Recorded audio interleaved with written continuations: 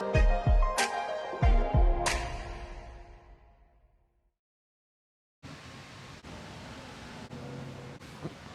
वालेकुम। शराय दस्तूर से मैं हूं अब्दुल क़य्यूम सिद्दीकी और आप हैं AQS के साथ।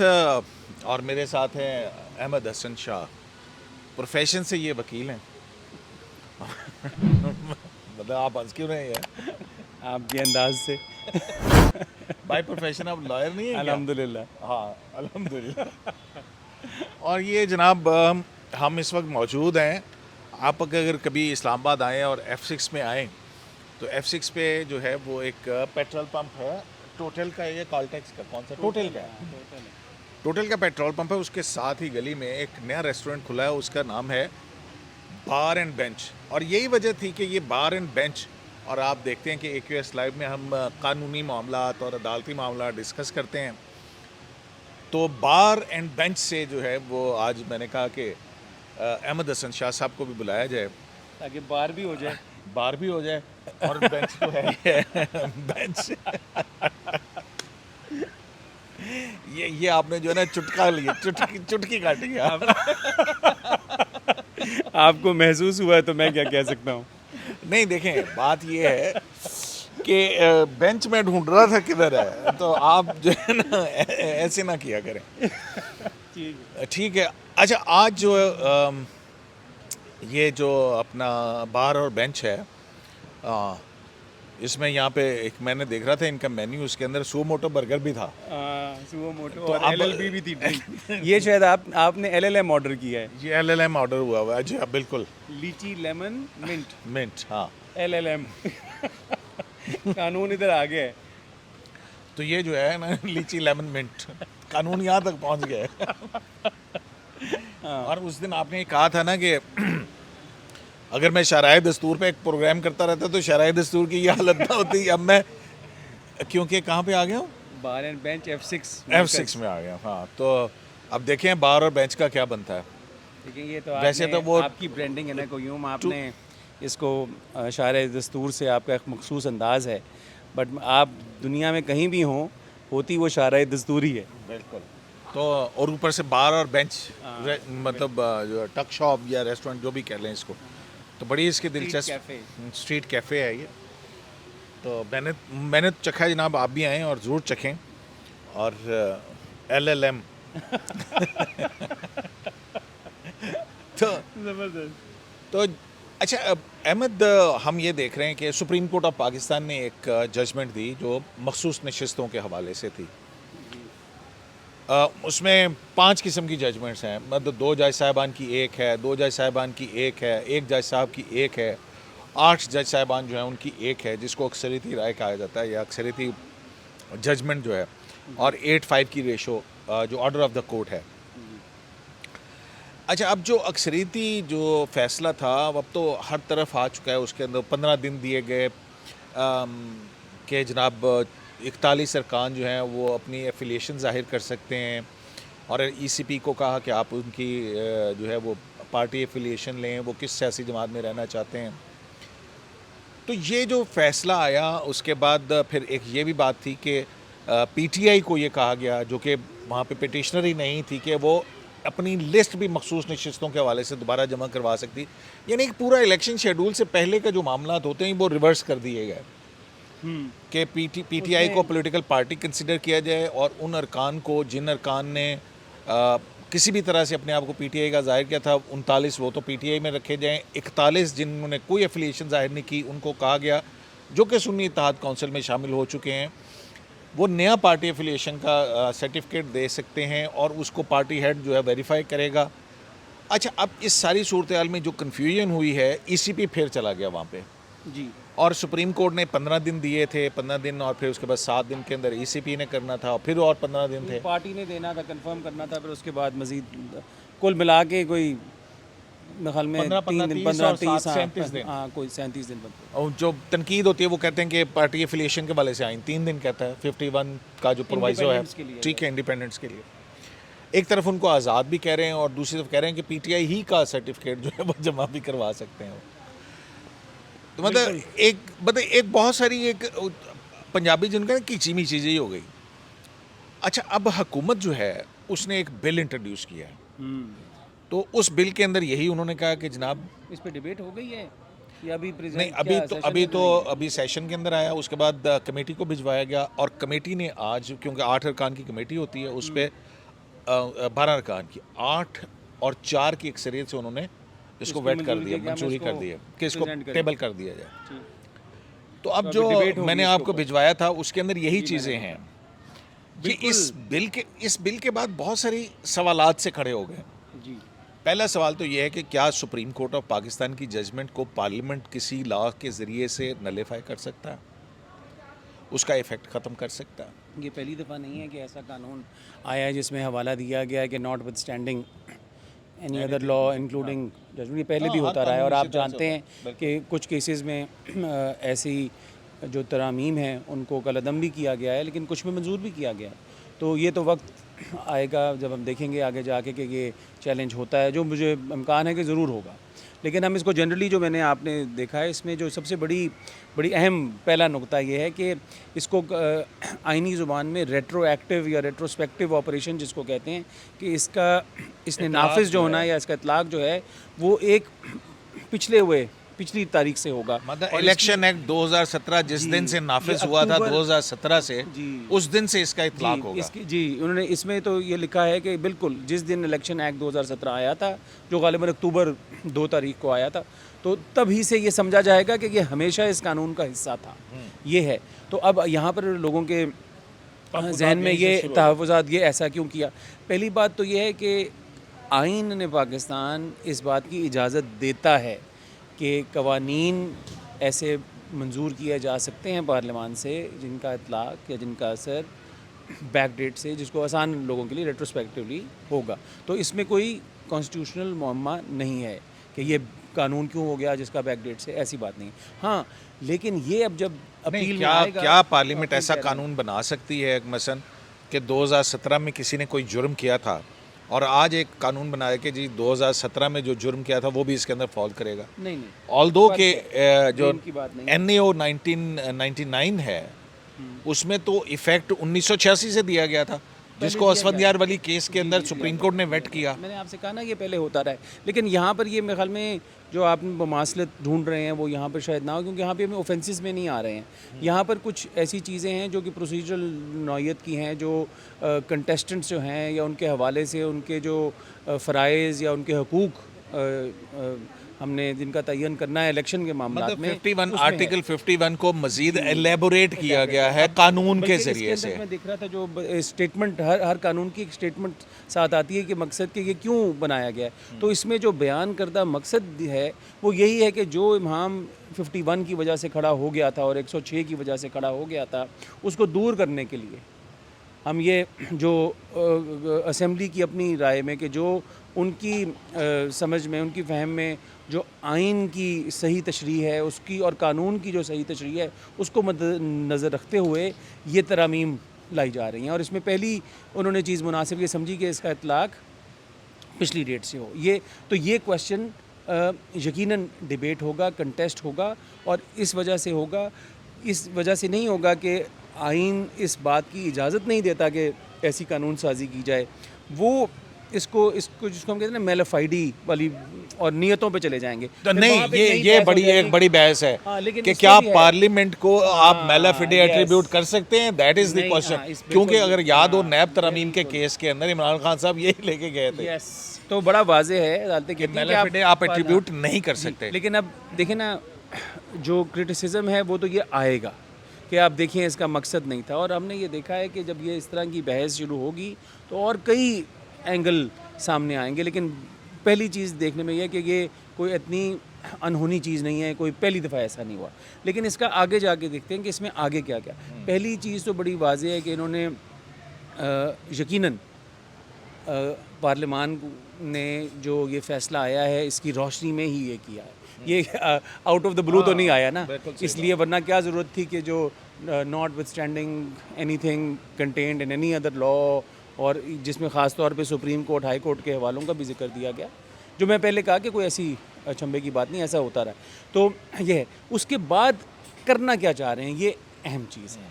तो पहली चीज़ जो मुझे इसमें समझ आई है वो ये है कि वो ये कहते हैं कि ये अगर एक कोई कैंडिडेट जो बिफोर सीकिंग अलॉटमेंट अपना वो जो सिंबल लेने से पहले अगर उसने डिक्लेरेशन फाइल नहीं की, किसी सियासी जमात हाँ, जो बहस चल रही थी ना कि टिकट कह लें हाँ उसको नहीं, दो चीज़ें थी। एक था कि उसने अपना फॉर्म भरना है और उसने ये जाहिर करना है कि वो किससे मंसूब है। फिर अगर किस वो अपने सियासी आप को जमात पार्टी से से जाहिर करता है कि मंसूब, फिर उसने अपनी इस डिक्लेरेशन को की हमायत में पार्टी से भी सर्टिफिकेट लेना है जिसको टिकट कहा जाता है। तो जब ये दोनों मिलते हैं तो फिर है, तो इसलिए इसकी फिर वो एक पॉलिटिकल पार्टी का कैंडिडेट कहलाता है, तो अदरवाइज वो इंडिपेंडेंट होगा। जी बिल्कुल। तो इसलिए जो सेक्शन 66 में पहली प्रोवाइज़ो लाना चाह रहे हैं वो ये है कि अगर उसने ऐसी डिक्लेरेशन नहीं दी रिटर्निंग ऑफिसर को तो वो बाद में ऐसा नहीं कर पाएगा। कर सकता ये पहली चीज़ है। तो जो इससे ये- रिट्रोस्पेक्टिव इफेक्ट सुप्रीम कोर्ट ने दिया है वो उसको रिट्रोस्पेक्टिव इफेक्ट के जरिए नलीफाई कर रहे हैं। हाँ, अब ये बिल्कुल बिल्कुल ये, क्योंकि यही बहस थी ना इस केस में कि भाई लोगों ने जाके कहा जी कि मैंने दो दिन तीन दिन सवाल तो खड़ा हो जाएगा अगर आप ये सवाल करते हैं कि जनाब पार्लियामेंट रेट्रोस्पेक्टिवली या माजी से इतलाक नहीं कर सकती, तो फिर सुप्रीम कोर्ट अपने फैसले के जरिए माजी से इतलाक कैसे कर रही है? क्योंकि इसमें भी पहिया पीछे घुमाया गया ना। इलेक्शन 8 फरवरी को हुआ, उसका स्केड्यूल कुछ और था, इलेक्शन शेड्यूल अच्छा, के ये जो अंदर आपने था। बात की ना ये बड़ी अहम बात है। हम बहस में ना अक्सर उसमें चलाते हैं, लेकिन मैं आपके तवज्जुह से कुछ बड़ी बेसिक सी चीज़ गुजारिश करना चाहता हूँ कि जो इलेक्शन का सारा प्रोसेस है ये इस तरह आप इसको सिर्फ वन इवेंट जो सिंबल अलॉटमेंट है ना उसको नहीं देख सकते। ये एक पूरी प्रोसेस है। ये सेंसस से शुरू होता है, डीलिमिटेशन उसके बाद आती है, डीलिमिटेशन के बाद इलेक्टोरल रोल्स आते हैं, फिर उसके बाद रिटर्निंग ऑफिसर होते हैं, फिर उसके बाद पोलिंग स्टेशन बनते हैं, फिर सबसे अहम रेलेवेंट चीज़ आती है नॉमिनेशन। पहले आप देखते हैं कि जी मुझे किसी ने नॉमिनेट किया, सेकंड किया, और उसके बाद उस स्टेज पे भी पार्टी, अगर मैं नॉमिनेशन पेपर अपने जमा करा रहा हूँ एक तो सियासी तब भी मैं जमात पार्टी से हाँ, पांच लोग कागजात नामजदगी जमा करवाते वो हैं। करवाते हैं, लेकिन उस स्टेज पर भी ये गुंजाइश होती है कि मैं अपनी पार्टी एफिलिएशन तब भी डिक्लेयर कर सकता हूँ नॉमिनेशन स्टेज पर भी। ये सिंबल तो बहुत आगे जाके बात आता है ना, क्योंकि इसके बाद तो फिर और बहुत चीज़ें होती हैं, और ये फॉर एग्जांपल स्क्रूटनी के बाद और ये हर स्टेज कानून के अंदर प्रोवाइडेड है कि ये चैलेंजेबल होती है। तो इस केस में जो सबसे बड़ी हैरानकुन बात थी कि एक पार्टी जिसने कानून में या उसके कैंडिडेट जिसने कानून में फराहम रेमेडीज़ को अवेल नहीं किया, उस वक्त ऑब्जेक्शन, लेकिन उसको कंप्लीट जस्टिस को सामने रखते हुए उनकी अपनी ओवरसाइट्स, उनकी अपनी लिमिटेशंस किसी भी वजह से, अब ऐन मुमकिन है कि किसी केस में वाकई किसी को रोका गया हो, लेकिन ये भी मुमकिन है कि किसी केस में अपनी ज़ाती कोताही हो, लेकिन इससे हट के अब सबको यकसां मौका फराहम कर दिया गया कि भाई अगर कोई पीछे सुगम रह भी गया, तुम अगर इस पार्टी से मंसूब होना चाहते थे और नहीं हो सके थे, अब तसव्वुर किया जाएगा कि तुम इसी से मंसूब थे।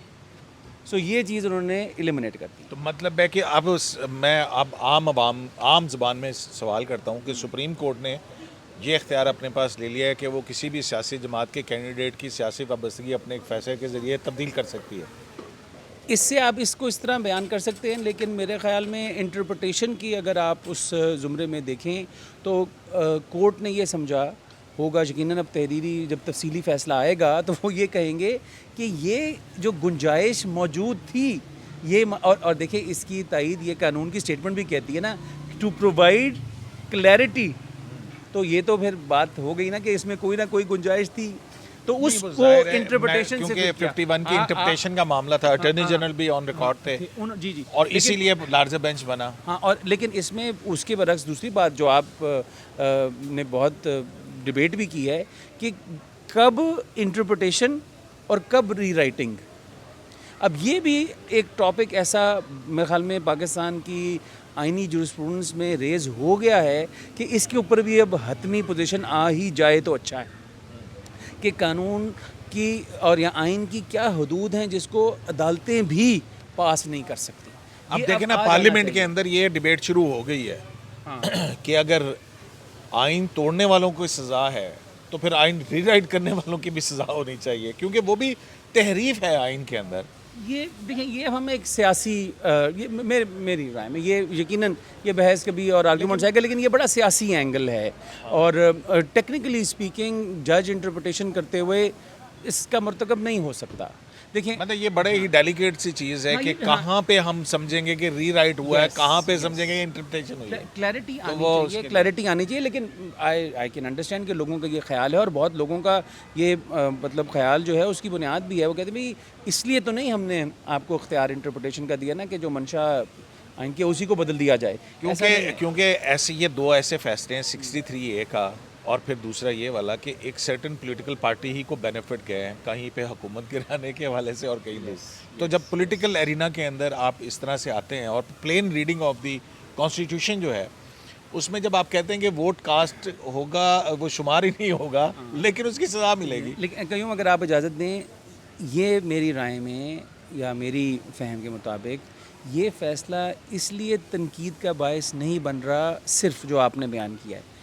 असल इशू ये है कि असूल जो वज़ा किए जाते हैं वो एक यकसां यगानियत से वो सब पर लागू होने चाहिए। अनफॉर्चुनेटली हमारा सिचुएशन ये रही है कि हम पार्टी या जो let's say party to the case है, अगर हम उसको देखकर जब देखते हैं कि उसको कोई ख़ास कंसेशन फराहम किया गया, तो वो इस जो आपने अंदेशा जिसका जिक्र किया वो उसको ज़्यादा तकवीत पड़ती है कि यार ये कोई यूनिफॉर्मिटी तो नहीं है, ये कोई ऑब्जेक्टिव रूल तो नहीं है। ये तो देखिए ना, किसी को सुप्रीम tailor-made कोर्ट किया गया, अगर आप जिस तरह कहते हैं। 185 की एपलेट जुरिस्डिक्शन में अगर जो प्रिंसिपल यहाँ करेगी, जो देखें फुल कोर्ट है ना, एक प्रिंसिपल बनेगा ना, बिल्कुल बन तो गया, फिर वो enforcement हर law है। 185 की उस पर लागू होगा। फिर यस यस ये तो नहीं हो सकता कि आप रेयरली करें कि अहमद साहब के केस में करें, क्यूम के केस में ना करें। केस, हाँ, ये इसी से तो अनसर्टन देखें हमारे सोसाइटी के कानून और जंगल के कानून में फ़र्क क्या है?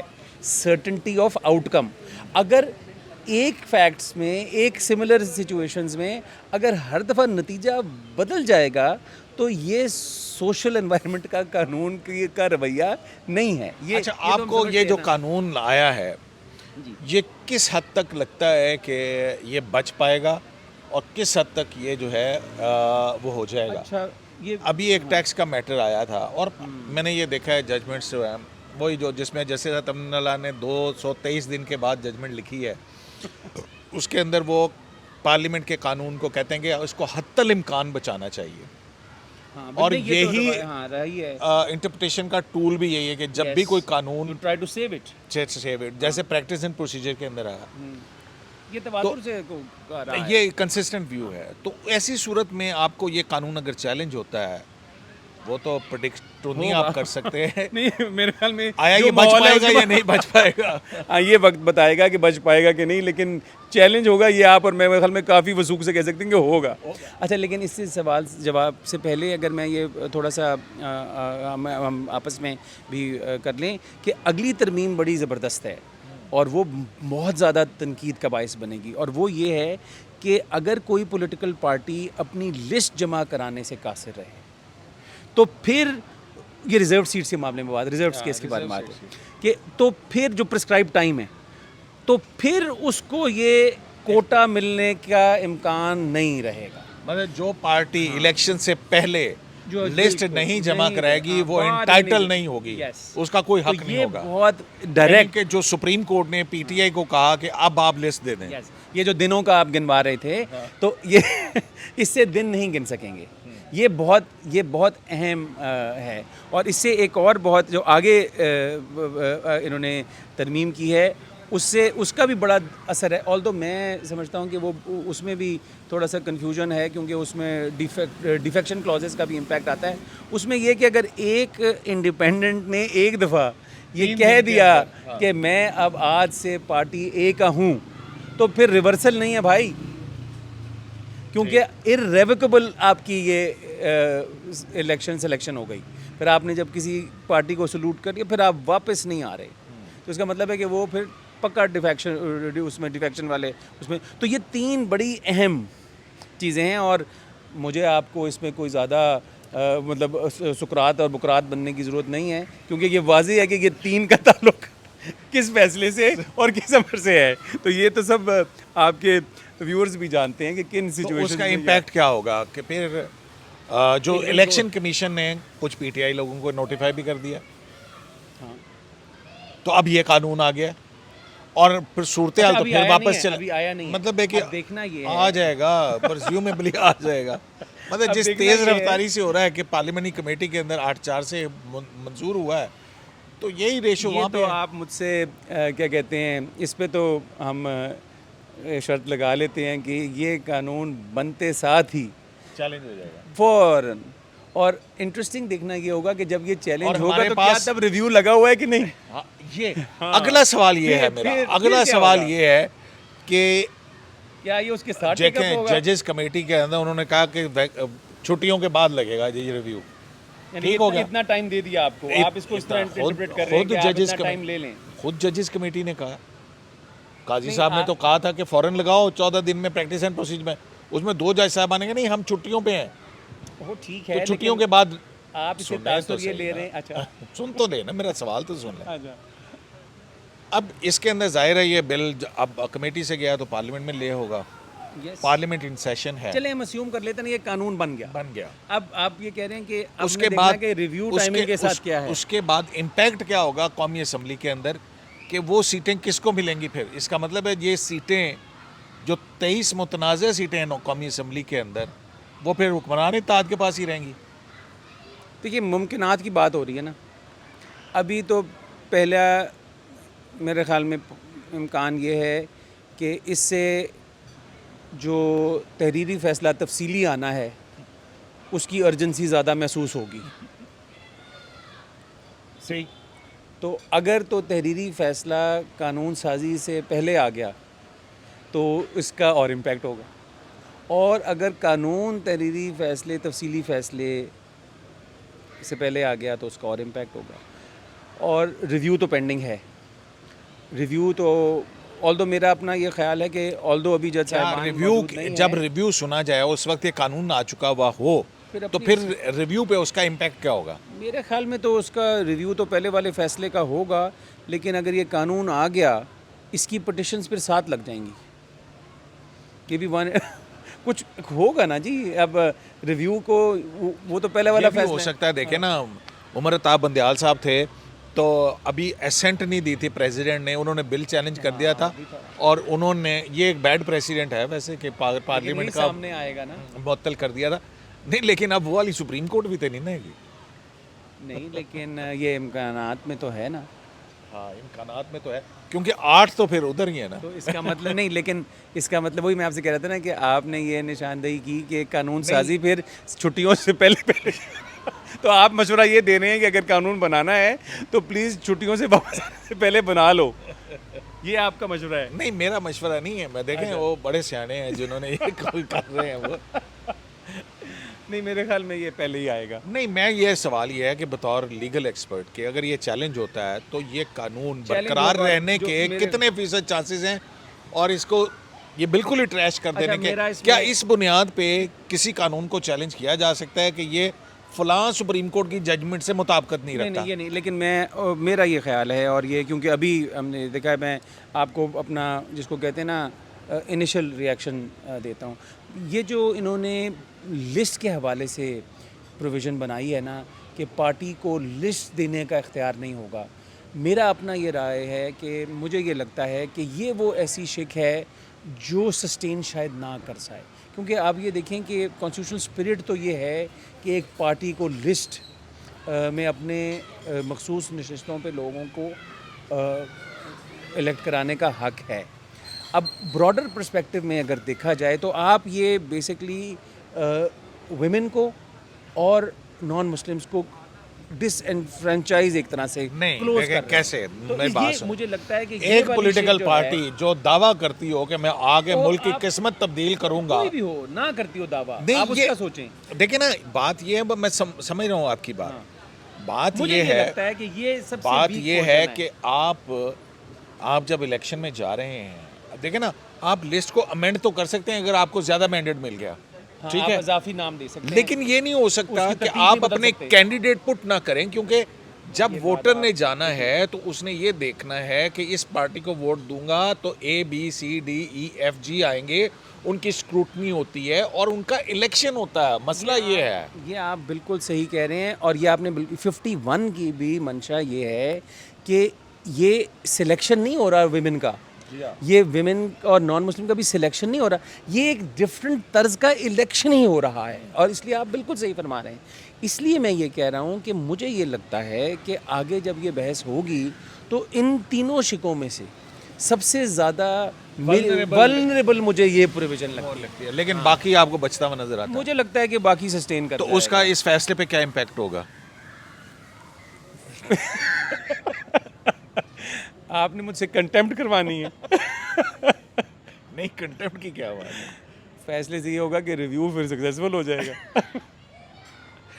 तो जनाब ये कानूनी माहिर हैं, मुझे कुछ नहीं पता। इस मामले में कोई माहिर नहीं। बार और बेंच से जो है रेस्टोरेंट से जनाब, ये वो वाली बार बेंच नहीं है। ऑल्दो कि यहाँ पे सुओ मोटो बर्गर और LLM की डिग्रियाँ भी मिलती हैं। तो मेरा तो आपको यही है कि आप और भी है, कौन सा कूडिटा मार्शल लॉ भी है। कूडेटा भी है। हाँ, वो भी है। तो ये बड़ी लीगल टर्मिनोलॉजी है जी। तो ज़रूर आएँ, ये LLM बहुत मज़े का है। शराय दस्तूर से अब्दुल करीम सिद्दीकी को AQS लाइव से इजाज़त दीजिए। अल्लाह ने